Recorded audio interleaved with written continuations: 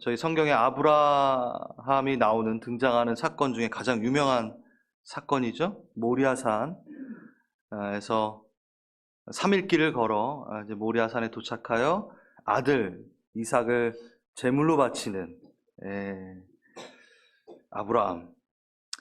이 대목, 이 본문, 이 이야기, 믿음에 대한 설교할 때 많이 사용되는 귀중한 본문입니다.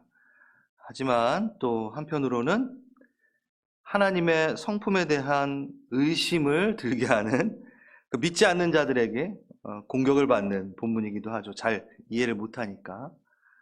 인신제사를 드리는 장면처럼 느껴지고, 그래서 잘못 해석되고 적용되어서 맹목주의적인 신앙의 근거로 어떤 이단적인 행사들이 나와지는, 그래서 그것이 PD수첩, 그것이 알고 싶다에 가끔 잘못 적용되어 일어나는 일들.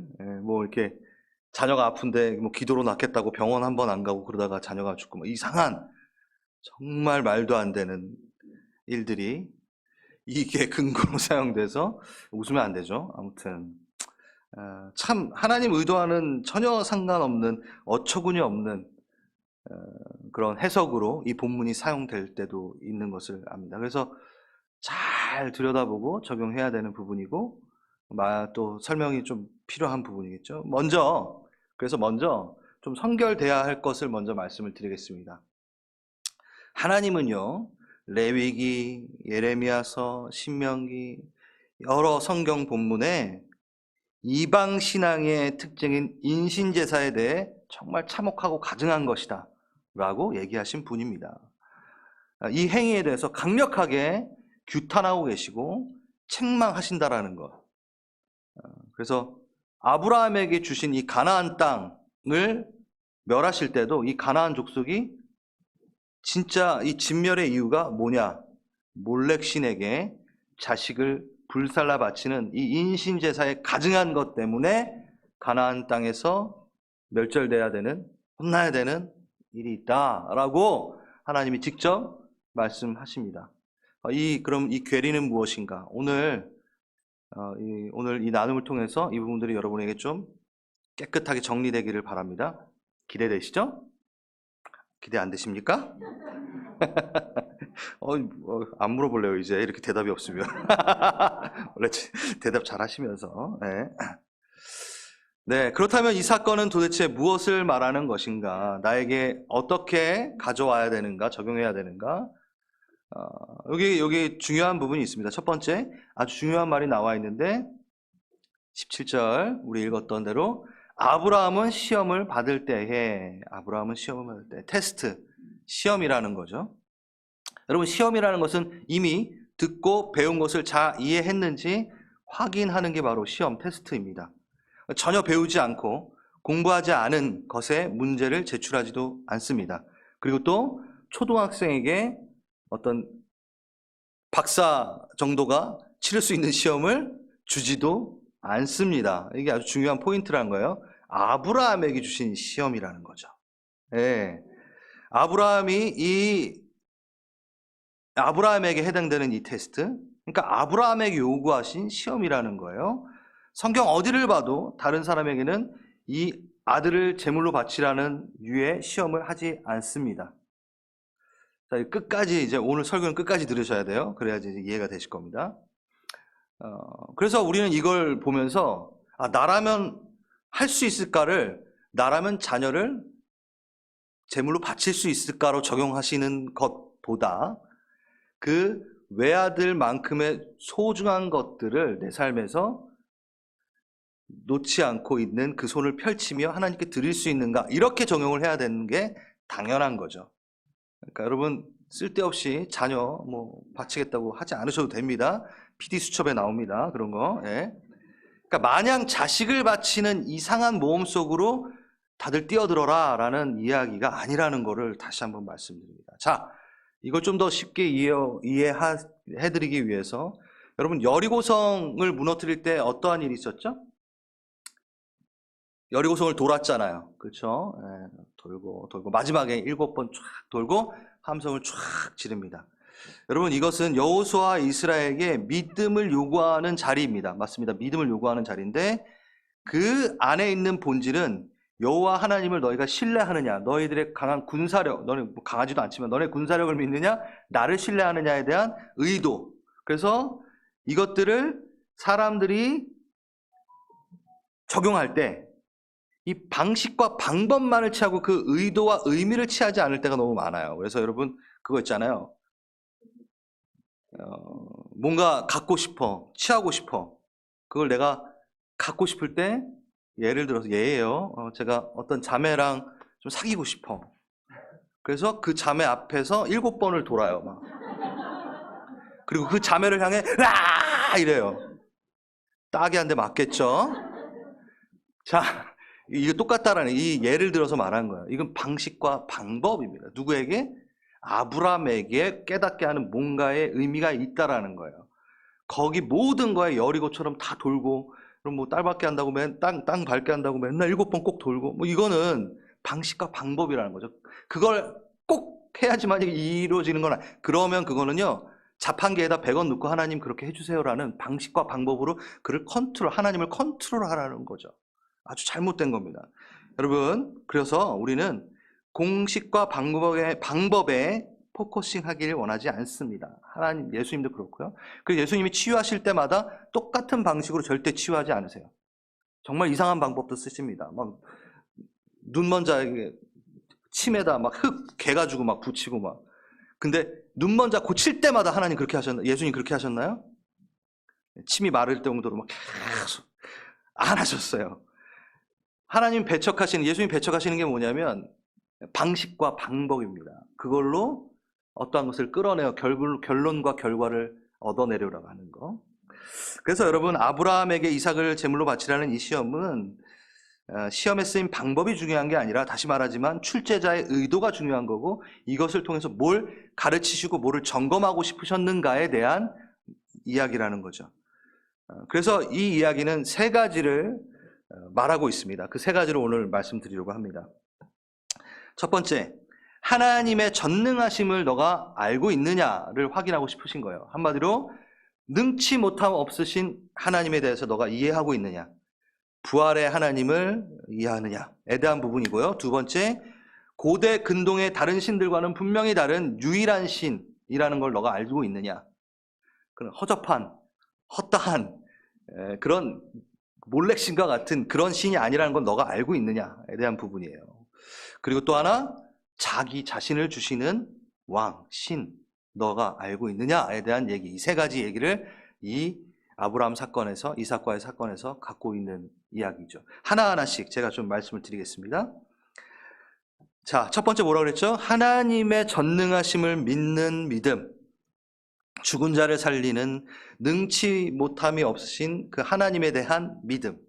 자, 19절 아까 읽었죠? 그가 하나님이 능히 이삭을 죽은 자 가운데서 다시 살리실 줄로 생각한지라 비유컨대 그를 죽은 자 가운데서 도로 받은 것이니라. 창세기 22장 5절도 읽겠습니다. 아브라함이 종들에게 이르되 너희는 나귀와 함께 여기서 기다리라. 내가 아이와, 그러니까 이 이삭과 함께 저기 가서 예배하고, 뭐라고요? 우리가 너에게 돌아오리라. 혼자 돌아오리라가 아니라 우리가예요. 이삭은 이미 다 알고 있는 거죠. 이삭을 바치려 하지만 하나님께서 그를 살리실 거고. 여러분, 이 설교를 많이 들었으니까 제가 자세하지는 않겠습니다.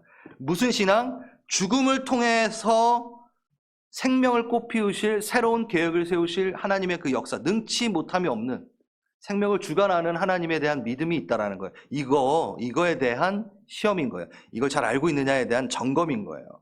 모든 소망이 사라진 자리에 여전히 꽃을 피우시는 하나님의 이야기, 그걸 너가 신뢰하느냐? 여러분의 삶에 지금 물어보시는 거예요. 절망이라고 하는 그 자리에 하나님과 함께 했을 때 거기서 꽃이 다시 필 것을 넌 믿느냐에 대한 믿음을 지금 가르치시는 겁니다. 죽은 자를 살리시는 하나님, 부활의 하나님을 믿는 이 믿음을 가르치시는 거죠. 배우시고 계십니까? 네.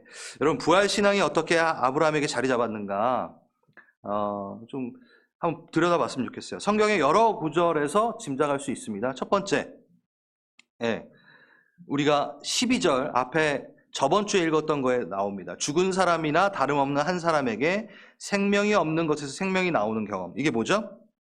단산하였고 아이를 출산하지 못하는 그 부부에게 생명이 꼽혔다. 그러니까 죽은 것에서 생명이 나온다라는 것에 대해서 이는 먼저 배우고 있었던 거죠.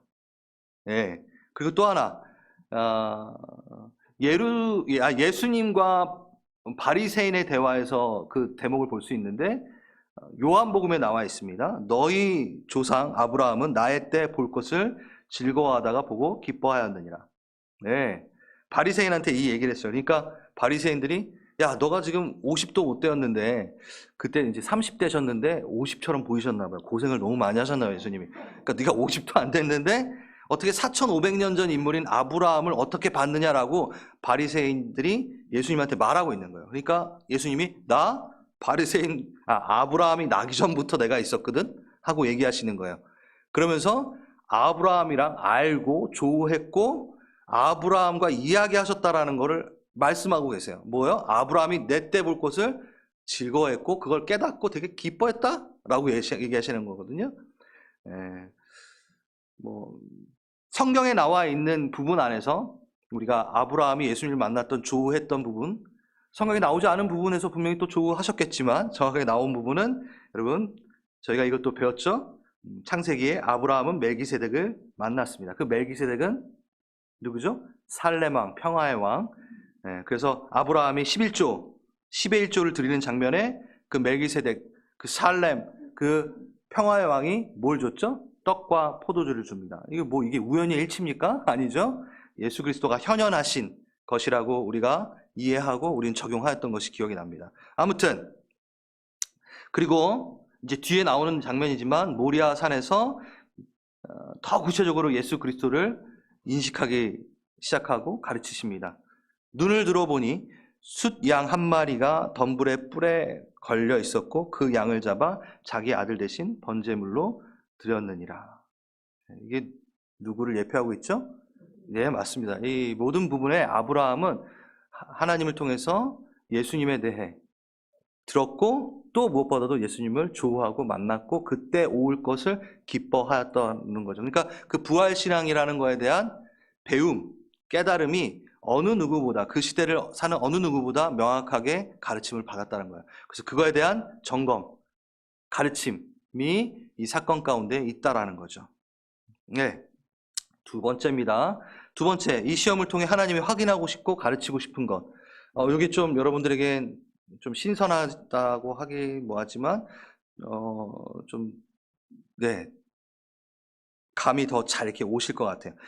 고대 근동의 다른 신들과 분명히 다른 비교할 수 없는 유일신을 깨달아 알게끔 하고 싶어 하시는 하나님의 작전.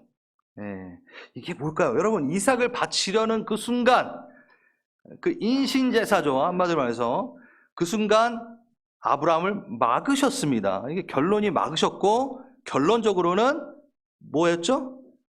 그 일이 일어나지 않았다라는 거에 아주 중요한 포인트가 있습니다.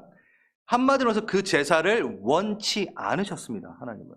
하나님 성품이 막 이랬다 저랬다 막 이런 게 아니라 하나님은 그 제사, 그 가증한 제사에 대해서 싫다고 말씀하셨고 가나안, 그 아브라함이 이제 들어가야 될 그 가나안 땅의 제약 중에 그 몰렉 신에게 바치는 그 인신제사가 가증스러워서 그들을 뽑아내고 너가 들어갈 거야 라고 얘기하는데 그 아브라함에게 인신제사를 드리라는 거는 뭐야 이게 이렇게 되는 거예요.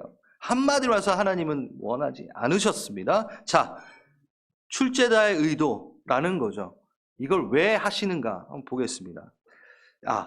요걸 또 이해하기 위해서는 요걸 좀 얘기를 드리면 이해가 또 쉬울 거예요. 강력한 어떠한 티칭을 위해서는 이렇게 충격적인 요법을 쓸 때도 있는 거죠. 여러분 창세기에 보면요, 우리가 착각할 만한 어떤 대목들이 나옵니다. 지금 제가 좀 몇 번 말씀드렸던 것 같은데 하나님 완전하시죠? 아멘. 하나님이 창조하신 것은 완전하신 분이 창조한 것은 완전합니까? 완전하지 않습니까? 완전합니다. 그래서 1장, 2장에 하나님이 창조를 하시고 막 얘기를 하시다가 그 죄가 하나 없는 3장부터 죄가 시작되거든요. 죄가 나오거든요. 그 죄가 등장하지도 않는데 다 보기 좋다, 다 보기 좋다 하시놓고선 본인이 만들어 놓고선 완전한 분이 만들어 놓고선 보기 좋지 않다라고 얘기를 하세요.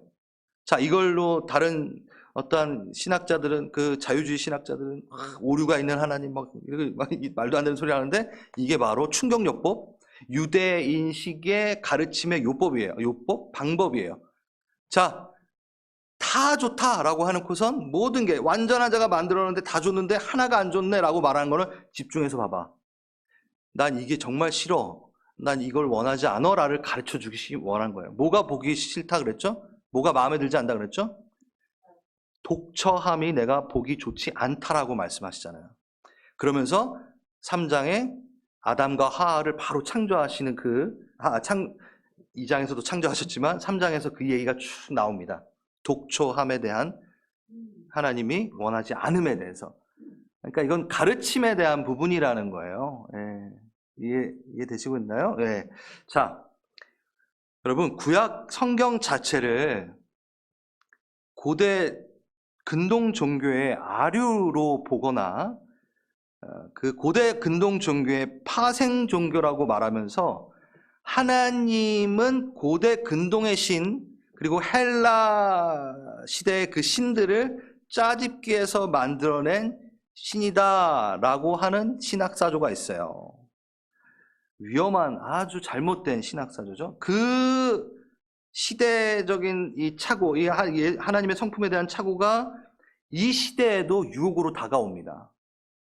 제가 이걸 왜 말하냐면 이거를 얘기하는 분들이 생각보다 많아요. 청년부에서도 저한테 물어보는 자매가 있었고 제가 이렇게 어디서 듣다 보면은 우리 하나님이 고대 근동신들의 아류, 파생종교, 구약 그 자체가 옛날에 있었던 고대 근동 지방에 떠돌던 신들의 이야기를 아주 조잡하게 섞어 넣은 이야기, 이렇게 이해하시고 얘기하는 사람들을 보게 됩니다.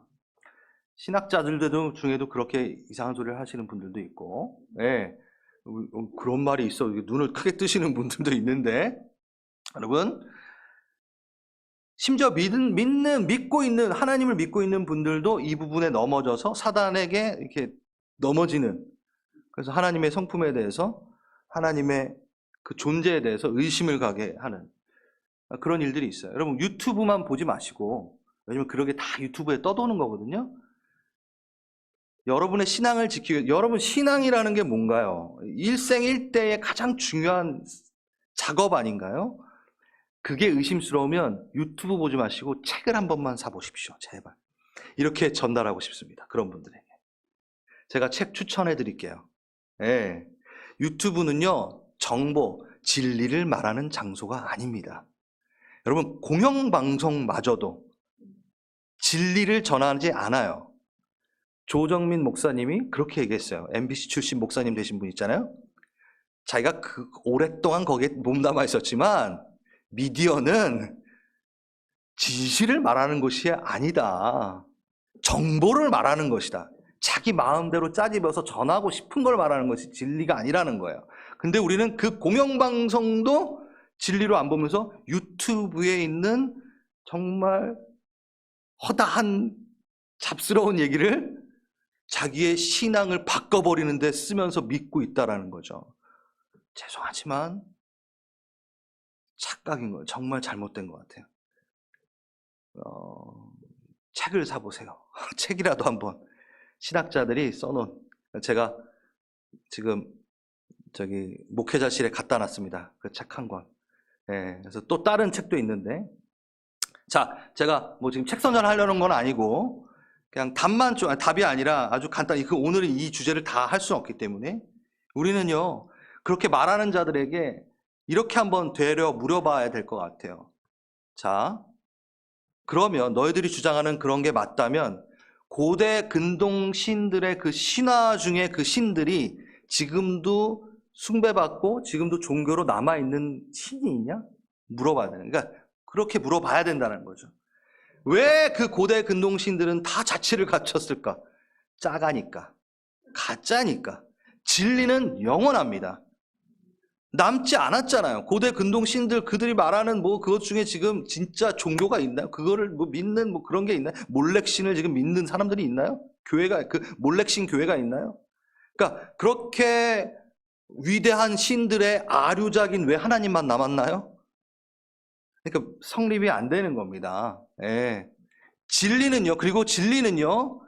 진짜 진리는 많은 가짜가 양상될 수밖에 없습니다. 그렇지 않을까요?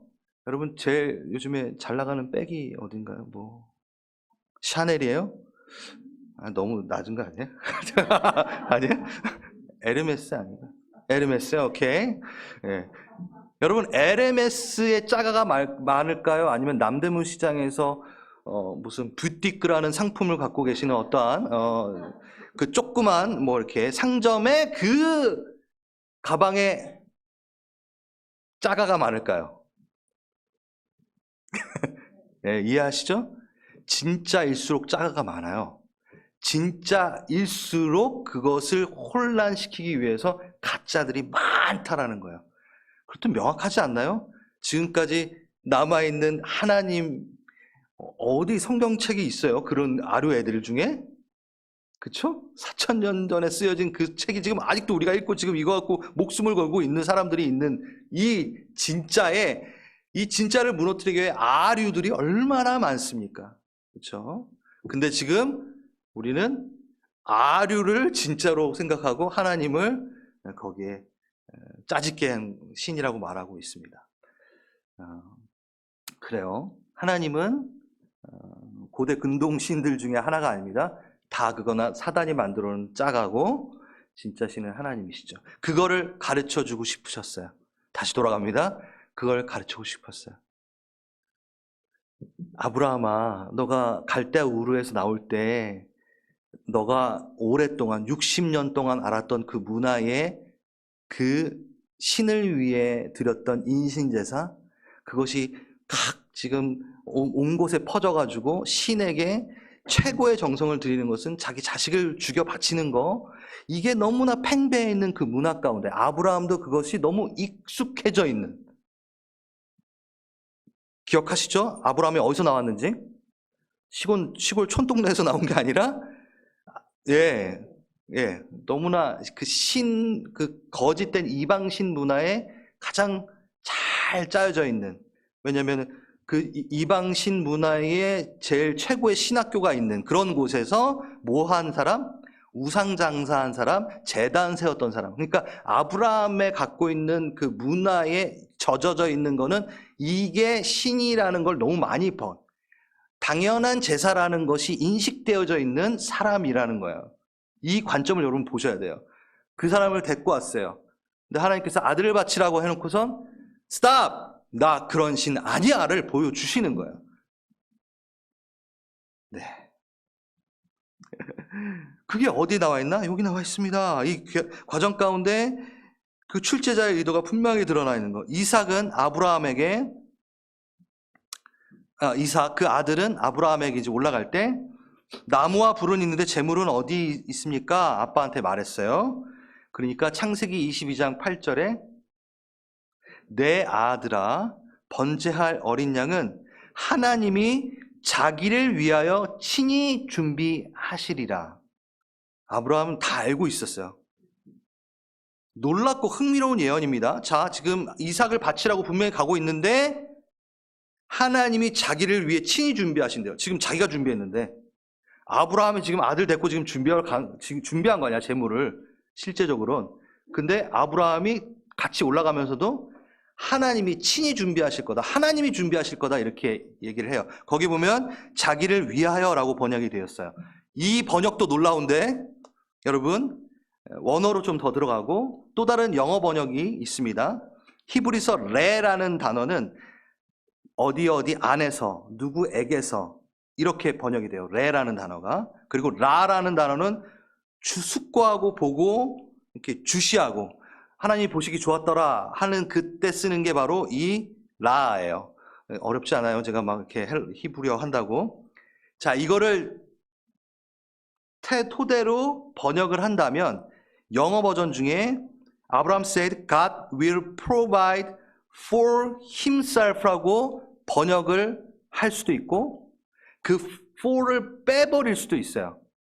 근데 척 스미스 목사님은 그거를 뺀 그 번역이 맞다라고 얘기하고 있습니다. 그러면 어떻게 번역되냐면 아브라함이 말하기를 내 아들아 하나님께서 자신을 번제에 쓸 어린 양으로 마련하실 것이다. 이렇게 번역이 돼요. 그러니까 다른 번역에서는 하나님이 자기를 위하여 친히 준비하시리라 라고 번역이 되는데 그 for이 빠지니까 킹 제임스 버전이라든가 또 다른 영어 번역에는 그 for이 없거든요. 그걸 우리가 지적하면 뭐라고요? 다시 한번 아브라함이 말하길 내 아들아 하나님께서 자신을 번제에 쓸 어린 양으로 마련하실 것이니라. 예수 그리스도를 얘기하고 있다라는 거죠. 자기를 위해서 희생 제물을 준비하시는 하나님. 근동 몰렉신하고 똑같나요? 전혀 다른. 자신을 희생 제물로 준비하는 신이 어디 있는가? 바로 예수 그리스도. 하나님께서 자신을 우리 죄를 위하여 희생 제물로 준비하시는 장면. 바로 이 장면인 거예요. 정말 너무 멋있는 장면이죠. 이게 PD 수첩에 나와야 될 만한 장면이 아니라는 거예요. 아브라함에게 이렇게 얘기하십니다. 너의 아들 하나밖에 없는 아들을 취하라. 이거랑 우리가 신약에서 본 하나님이 이 세상을 이처럼 사랑하사 독생자를 주셨으니랑 똑같다라는 거예요. 독생자를 내어주는 하나님의 사랑을 여기는 얘기하고 있는 거예요. 이게 우연의 일치일까요? 그렇지 않죠. 우연의 일치일 수가 없죠. 왜냐하면 아브라함이 이삭을 바친 이 산이 모리아산인데 이곳에서 2000년 후에 예수님께서 십자가에 달려 돌아가십니다. 정확하게 연결되어 있습니다. 자, 그래서 이어서 이제 마지막 세 번째 이 시험을 통해서 하나님이 확인시켜주고 싶고 가르쳐주고 싶으신 세 번째 이유, 보여주고 싶은 이유, 방금 말했던 아주 중요한 자신의 독생자를 내어주시는 하나님, 그런 하나님, 그리고 순종으로 그 제물 가운데 올라가는 이삭을 통해 예수 그리스도를 보여주는 그 장면, 이것을 위해 지금 이 아브라함과 이삭의 사건을 하나님은 만들어 나가시는 겁니다. 자, 한번 또 따라가 볼까요? 17절, 아브라함은 시험을 받을 때에 믿음으로 이삭을 드렸으니 그는 약속들을 받은 자로 돼 그 외아들을 드렸느니라. 히브리서에서 분명히 이렇게 얘기하고 있죠. 여기에 나오는 그 외아들은 모노게네스라는 말입니다. 모노게네스. 이건 뭐냐면 독생자로 번역이 되어 있습니다. 독생자. 성경에서 독생자라는 칭호, 수식어가 붙은 이는 오직 유일한 누구? 예수 그리스도밖에 없어요. 그러니까 성경에서 이 모노게스를 쓰는 수식어로 붙은 사람은 분은 예수 그리스도밖에 없어요. 근데 여기에 지금 이삭에게 쓰고 있는 거예요. 그 약속을 받은 자로 돼 그 외아들을 드렸느니라. 아브라함이 독생자를 드렸느니라. 이거는 지금 어디를 보라? 이삭을 보면서 예수를 보라 라고 얘기하고 있는 거죠. 표면적으로는 그 11장, 이 믿음장이 믿음의 선조 이야기를 하는 것 같지만 우리는 계속 보면서 뭘 배웠죠? 믿음을 주시고 만들고 믿음을 선물로 주시고 끌고 가시는 하나님을 봤어요. 하나님의 열심을 계속 봤어요. 에녹, 노아, 그들의 믿음, 그래요. 그들의 믿음 우리 닮아가야 되고 배워야 되죠. 그런데 그 위에는 뭐가 있었죠? 은혜의 눈.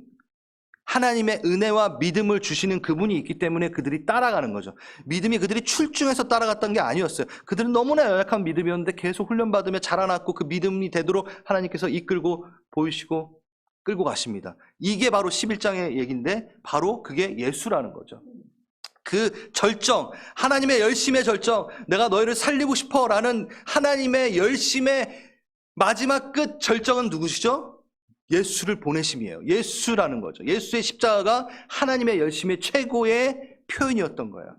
그걸 지금 보여주고 계시는 겁니다. 독생자. 그를 내어주시는 하나님의 사랑에 대한 얘기, 바로 이 얘기가 이 아브라함과 이삭의 얘기라는 거죠. 여러분, 이 소중한 이야기를 한번 차근차근 좀 밟아보겠습니다. 왜 아브라함에게 빨리빨리 많은 자녀를 주시지 않았는가? 저번 주에 제가 말씀을 드렸는데 왜 빨리빨리 주시지 않았나요? 저번 주에 그 기네스북에 나온 그 부부를 이용해서 막 출산해가지고 큰 민족 빨리빨리 만들지 않으셨나요? 왜?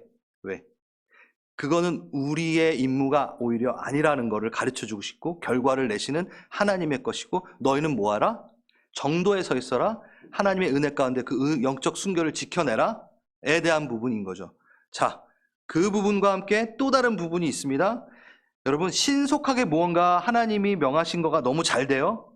그러면 우리가 생각하는 잘됨, 축복이 오히려 우리를 망가뜨리기 때문에 하나님은 시간을 끄실 때가 너무나 많습니다. 이게 뭘까요? 여러분, 이게 준비하지 않은 걸 하면 안 되기는 하나님의 그 마음이죠.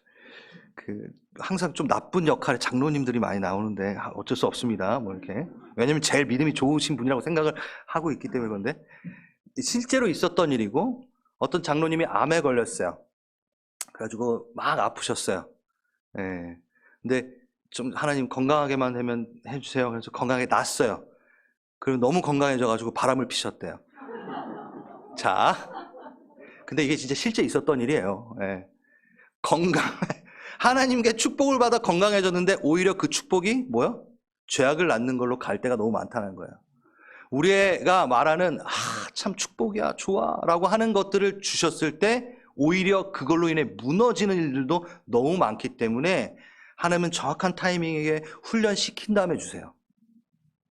여러분, 복권이 지금 여러분이 당첨이 안 되는 이유는 다 이유가 있는 거예요. 그거 줬을 때 여러분이 죽으니까, 망하니까. 오히려 여러분 바로 죄악의 길로 빠져버리기 딱 좋은 수준의 상태니까 절대 여러분에겐 복권을 당첨되게 안 하실 겁니다. 그러니까 여러분, 그걸 당첨받고 싶으면 어떻게 해라? 열심히 믿음을 하고, 그걸 받아도 난 절대 무너지지 않고 그 복권 중에 대부분을 사회에 반환하고 교회에 성금하고 이 수준이 될 때까지 난 됐어요. 아무리 외쳐도 하나님 보시기에 안 됐으면 무조건 안 돼요. 아무튼 그 이유가 있다라는 거예요. 그러니까 끄시는 거예요. 어디까지? 아브라함이 지금 이 믿음까지 가시기 위해 끌고 계신 거예요. 부활의 신앙을 이해하고 자기의 가장 좋은 거를 드리는 신앙까지 가는 그 길 가운데 하나님이 막 끌고 가시는 거예요. 빨리빨리 했으면 됐죠. 왜? 이삭이 다 자라지 않고 한 3살 때 바치면 안 돼요? 되잖아요. 왜? 뭐 소중하네. 자, 그럼 여기에 또 이 부분이 있는 거죠. 여러분, 왜 또 이렇게 오래 걸리셨는가? 이거는요, 이 핵심은 별로 이게 다뤄지지 않는 핵심이에요. 가장 귀한 외아들이라는 개념을 아브라함에게 또 우리에게 알려주시기 위한 거예요. 이게 무슨 얘기냐? 하나밖에 없는 가장 친밀한 관계의 절정의 상태. 이 개념을 만들어 보여주고 싶으셨던 거예요. 인간 세상에서 아브라함만큼 귀한 아들을 얻은 사람을 보기가 어렵죠, 좀. 죄송하지만 요즘 좀 아이를 원하는데 못 얻으시는 분들이 있잖아요. 여러분, 몇 년 고생하셨어요? 패 내려놓으세요. 아브라함한테는 패 내려놓으세요. 사라보다 노산이신 분 있나요? 모든 그 인간 세상 이 삶 중에 가장 아이를 얻기 힘들었던 부부예요. 가장 귀한 자녀라는 거죠. 이걸 보여주시는 거예요. 아브라함, 이삭과의 관계의 절정의 시간까지 질질 끌고 가시는 그 이유. 여러분, 이삭이 15세에서 25세 정도 됐을 거다. 요세푸스는 25세까지 보고 있어요. 그럼 여러분, 이런 설교 많이 들으셨잖아요. 그렇죠? 장작을 메고 올라가는 아들. 그러면 한 5살짜리한테 그 장작 메고 가, 그거는 학대죠. 그러니까 이삭이 그 무거운 번제를 드리려면 조금 가져갔겠어요. 그 많은 장작을 이고 갈 수 있다는 거는요, 청년이라는 거예요. 그러니까 아브라함과 이삭 사이에 그 친밀도가 그 삶의 이야기와 그게 오랫동안 쌓여진 가장 귀한 아들이라는 개념을 만들어 놓으시는 거예요.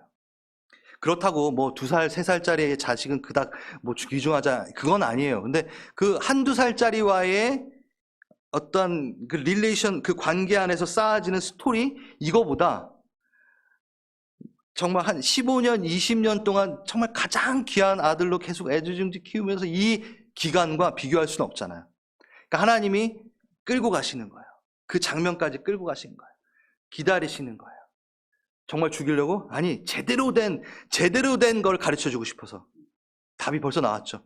가장 귀한 자를 바치는 게 뭔지, 누군가를 위해 내어줌이 뭔지, 독생자 예수를 내어줌이 도대체 무슨 의미인지 알기 원했던 거예요.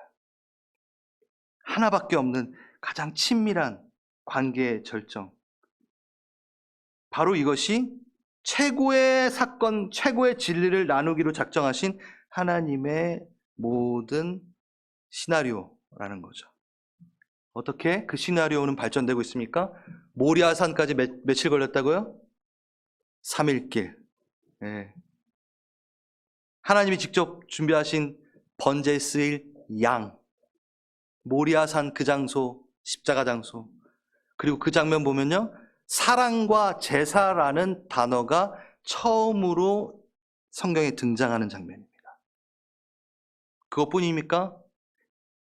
불과 칼을 들고 가는, 여러분 에덴 동산의 스랍들이 뭘 들고 있죠? 불칼을 들고 있습니다. 그러니까 그 깨어졌던 관계를 나는 다시 열 것이다라는 하나님의 기막힌 지금 무대 세팅인 거예요. 이 모든 걸 사용하시면서 아까 말씀하신 나를 위하여 번제물을 준비하는 게 아니라 나를 번제물로 준비하는 참 이상한 하나님. 여러분, 너무나 신비로워서 이해할 수 없는 성부 성자와의 관계를 우리 수준에게 설명하기 위해서는 아브라함과 이삭의 관계가 최고였던 거예요.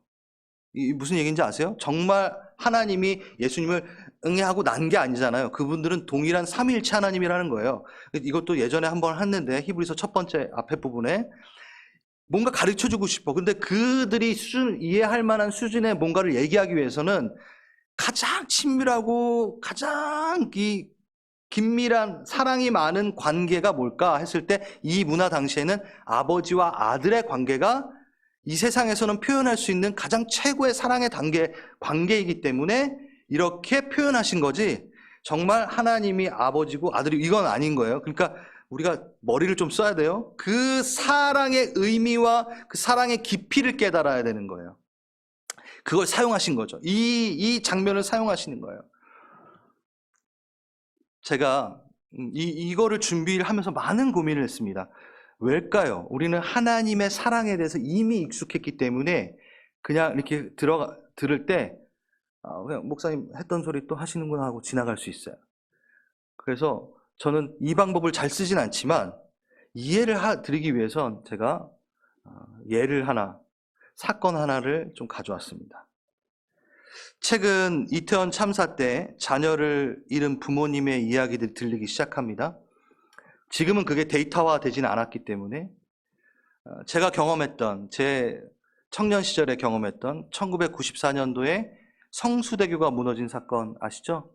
95년 그 다음에 상품백화점이 무너지고 완전 저희 동네거든요. 그래서 제 친구가 상품백화점 때 가족이랑 이렇게 잃은 사람도 있고, 성수대교도 무학여고 아세요? 그 무학여고 이렇게 성수대교 지나가지고 강남에서 이렇게 강구로 가면은 그 다리에 거기에 죽은 거예요. 그러니까 성수대교, 젊으신 분들은 잘 모르지만 성수대교가 똑깍 부러졌거든요. 아주 그 통학버스에 타고 가 있던 무학여고 여학생들이 많이 죽었어요. 그 사건이 있고 10년쯤 지났을 때 그때 딸아이를 잃어버린 가정에 대해서 어떤 일이 있는지 한번 조사를 한 일이 있었습니다. 많은 아빠들이 그 10년 안에 그 딸을 잃은 아빠들이 많이 죽었다라는 것을 발견을 한 거예요. 왜 아빠들이 죽었을까? 그 내용 중에 하나입니다. 이건 진짜 있는 일이었고요. 연수라는 아이가 있었어요. 그 아버지는 대기업에 다니는 임원이었고, 아이의 이제 죽었죠. 그래서 아이의 유품을 보다가 아빠에게 보낸 편지가 있는데 끝내 전해주지 못한 편지죠. 그 편지를 왜 썼었냐면 그 연수라는 아이가 소소한 잘못을 했는데 워낙 강직한 아버지이기 때문에 그때 매를 좀 들으셨나 봐요. 잘 되라고 매를 드셨겠죠. 조금 서먹한 관계 상태였던 거예요. 그 사건이 일어나기 전까지. 그 편지는 이렇게 써 있었습니다. 사랑하는 아빠 보세요. 아빠, 안 돼. 아빠 저는 요즘 얼마나 마음이 아픈지 모릅니다. 아빠가 저를 때리셨을 때 제 마음보다 100배, 1000배나 더 마음 아프셨을 아빠를 생각할 때마다 눈물을 감출 수가 없습니다. 하지만 아빠 저를 때리신 것이라고 생각하지 마세요. 제 속에 있던 나쁜 것들을 때려서 물친 것이라고 생각하세요. 아빠 절 위해 한 번 더 마음을 풀어주시지 않겠어요? 이렇게 편지를 맺습니다. 이 아빠는 아침마다 일어나면 멍하니 있으면서 눈물을 흘렸어요. 회사에서도 회의를 주최하다가도 울고, 퇴근해서도 울고, 밥 먹다가도 울고, 자다가 남편이 잠을 못 자는가 하고 뒤척이는가 아내가 보면은 벽을 향해 보고 계속 울고 있고, 그렇게 울다 2년을 살다가 병명 없이 시름시름 앓다가 돌아가셨습니다. 실제 있는 얘기죠. 제가 이걸 왜 얘기하냐면 이게 바로 아버지의 마음이라는 거예요. 아버지의 마음. 어느 누가 자녀를 희생시키겠습니까? 그 사랑의 깊이, 우리 수준에선 이렇게 예화를 들어야지만이 겨우 하나님의 아버지의 사랑이 얼마나 깊은지를 깨달을 수 있는 거예요. 그 예화예요. 하나님은 그렇게 우리를 사랑하십니다. 시름시름 알 정도로. 그 귀중한 자를 내어주면서도 찾기를 원하시는 또 다른 자녀. 여러분, 가장 여러분에게 지금 사랑하는 사람이 있을 거예요.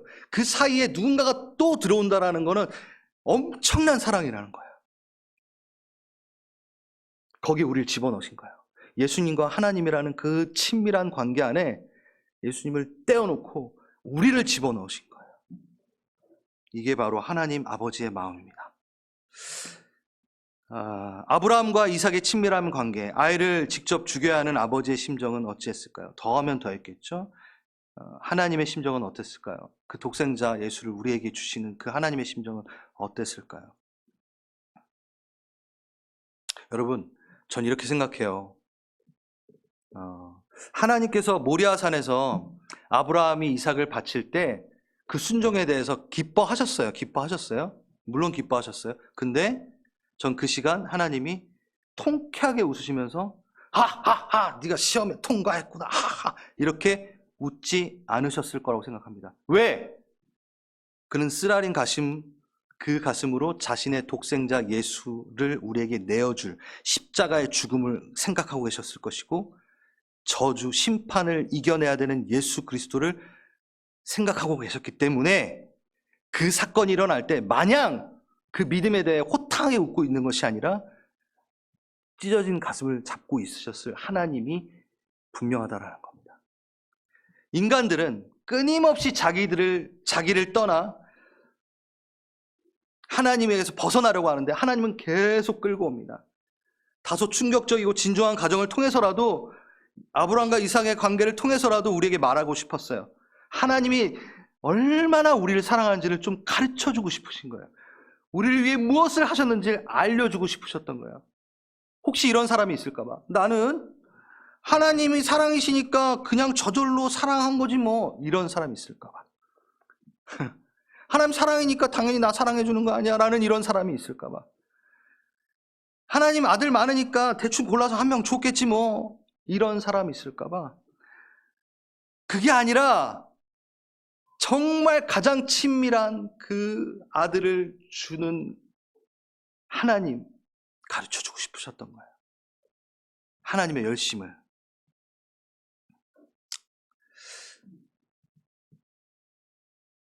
우리 이런 얘기 하잖아요. 하나님 날 정말 사랑하시긴 하나요?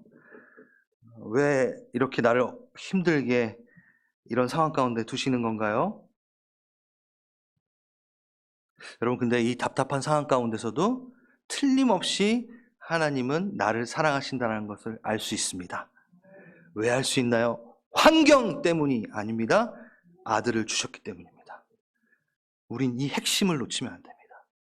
우린 계속해서 환경을 보며 하나님 날 사랑하실까요를 묻는데 하나님은 지겹도록 아들을 주지 않았냐를 얘기하고 계세요. 이게 복음이에요. 우리는 그거를 중히 여기지 않아도 하나님은 계속 말씀하십니다. 그게 최고의 사랑이야. 그게 최고의 나의 표현이야. 내가 아들을 줬어. 그걸로 내가 너를 사랑한다는 걸 알았으면 좋겠어. 그게 하나님의 방법입니다. 그게 복음입니다. 물론 하나님의 사랑이 의심될 때가 많아요. 왜냐하면 환경이 힘드니까. 알아요. 왜 이렇게 힘들어요? 몰라요. 마음이 흔들려요. 저도 잘 몰라요. 진짜 여러분, 목사지만 그거에 답을 못 줘요. 왜 어떤 사람은 그 극심한 고통 가운데 계속 지금 있어야 되고 그 과정을 거쳐야 되는지 저는 그 이유를 잘 모릅니다. 하지만 분명히 말씀드리는 것은 하나님은 여러분을 사랑하십니다. 그 환경과 상관없이 하나님 여러분 사랑하세요.